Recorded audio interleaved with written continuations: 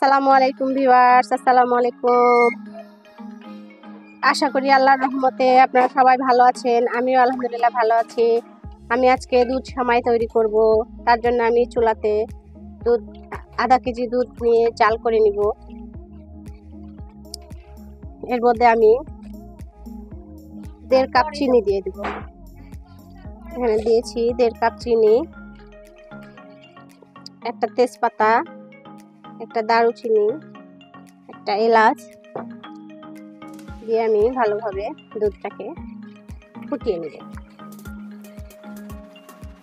আমি এখানে 1 চামচ গুঁড়ো দুধ দিয়ে দিয়েছি, এটা স্বাদের জন্য। আপনারা দিলেও হবে, না দিলেও হবে, কোনো সমস্যা নাই। আমি এটা বলক আসা পর্যন্ত এভাবেই জাল করব। দুধটা আমার বলক এসে গেছে। এ পর্যায়ে আমি দুধটা নামিয়ে ঠান্ডা করতে দেব।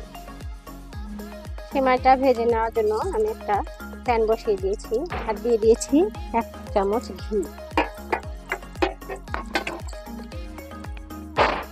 ঘিটা গরম হয়ে গেলে আমি এখানে সেমাইগুলো দিয়ে হালকা করে ভেজে নেব।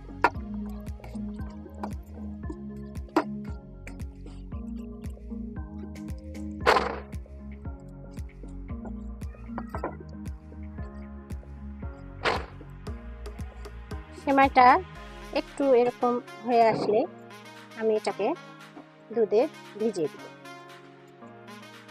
সেমাইটা ভিজিয়ে দিয়ে আমি এখানে দিয়ে দিব কিছু পেস্তা বাদাম,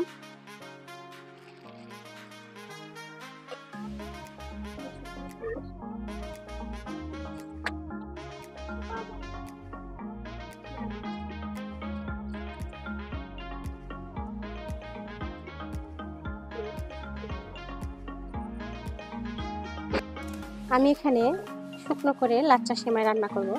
তার জন্য আমি এখানে 1 চামচ ঘি দিয়ে দিয়েছি। ঘিটা গরম হয়ে গেলে আমি এখানে সেমাই দিয়ে দিব। আমি এই সেমাইয়ে কোনো পানি ব্যবহার করব না, এটা শুধু চিনি দিয়ে ঝুরঝুরি করে রান্না করব। এটা আমার বাচ্চারা খেতে খুব পছন্দ করে, আপনারা ওইভাবে বানিয়ে খেতে পারেন। একটু ভাজার পরে আমি এখানে চিনি দিয়ে দেব।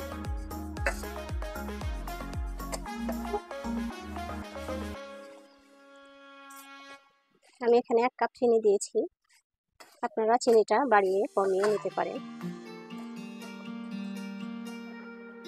আমি সেমাইটা লাল লাল না হওয়া পর্যন্ত অনবরত নেড়ে যাব।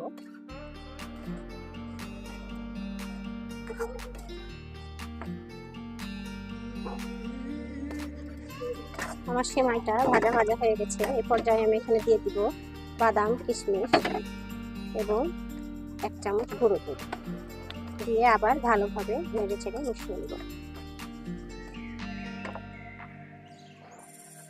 আমার রেডি হয়ে গেল সেমাইটা, ঝুরঝুরেও লাচ্চা সেমাই।